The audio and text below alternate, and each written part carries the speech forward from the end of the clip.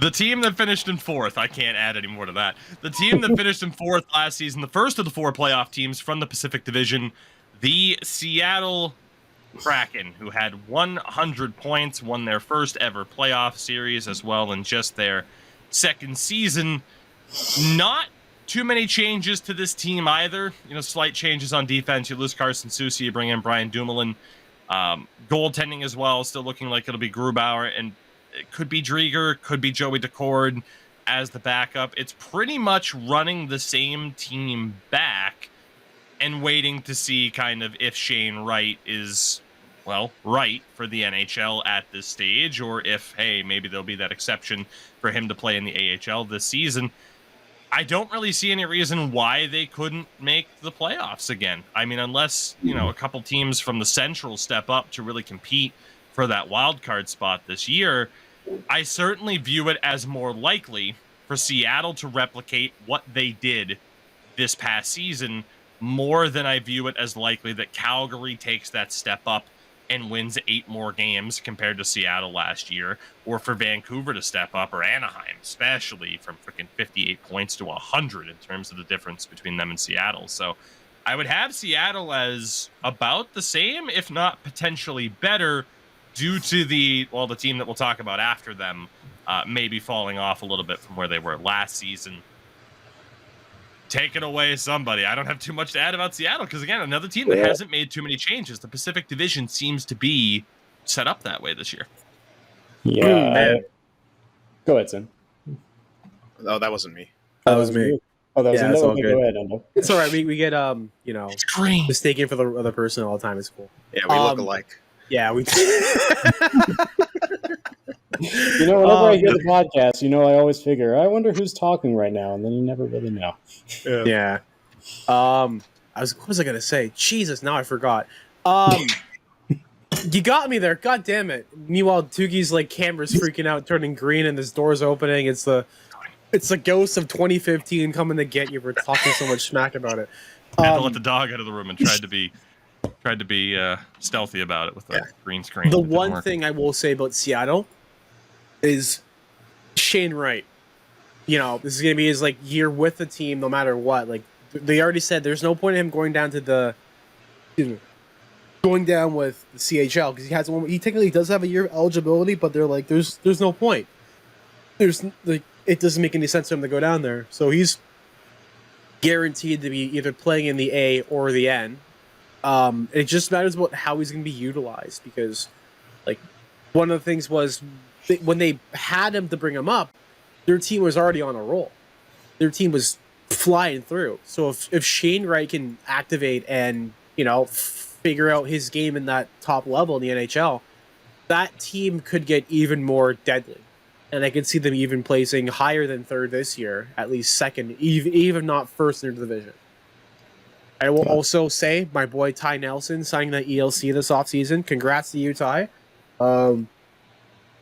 Hopefully, I know you're probably. Hopefully you make it out of camp. You probably won't get into your North Bay, but proud of you.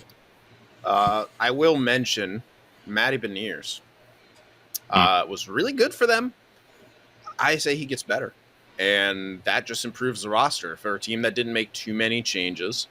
I can 100% see them being better next season, and again, I really like their defensive core too. They don't have that big scoring threat. It's more of contributing to offense by committee, but they're all really good two-way players. That's how they found success, in the playoffs. And if as we're basing this just on regular season, I can 100% see them, finishing higher in the standings than they did because they're a good mix. They already have a great core. That's most of it's still in their prime.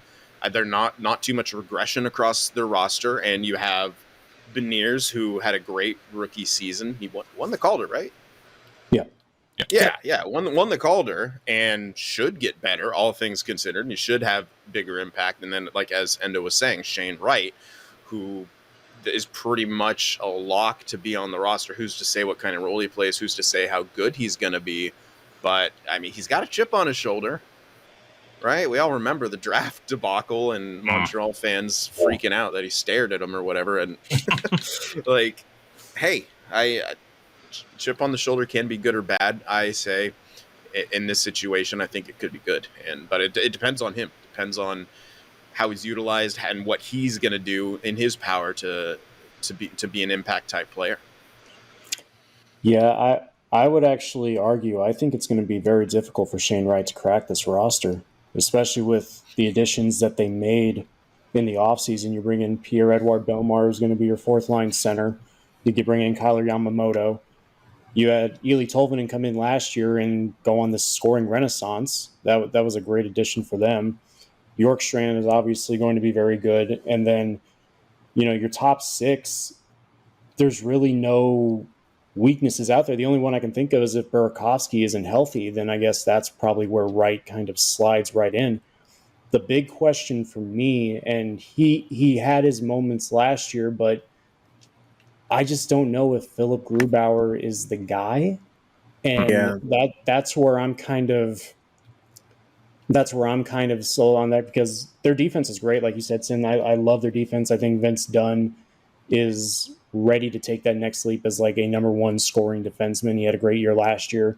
And they've got some great complementary pieces around them on the blue line. But Grubauer definitely struggled at points last year, to the point where Martin Jones was winning games. Yep.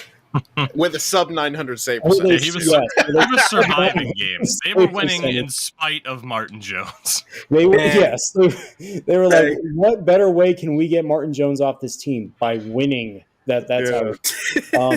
But I mean, if it's not Grubauer, then it's Joey Decord as your backup, and I just don't know if he's ready to take on that kind of a load either. So I think this is a big year for Grubauer. I do see the Kraken getting back to the playoffs. I think they have a talented team to make it happen. But that goalie that's making what, $6.5 million for the next few years, I think if they really want to reach their potential, it's going to have to be on him to make some saves this year. It's a very good point, because with the defensive core like that just makes it easier, supposedly, for a goaltender. And currently right now, their signed goalies are Joey Decord, 1.2 mil, Philip Grubauer, 5.9 mil, and Alex Alastesia, which is a Czech goalie, and he's got an $870K cap hit. So I was going to say that's create a player. Yeah. They also have noted Carolina Hurricanes alumni, Jack LaFontaine, who got called up and got absolutely slapped this game. I think he's on there with the deal with them with the two-way, so looks like he's gonna be sent down probably.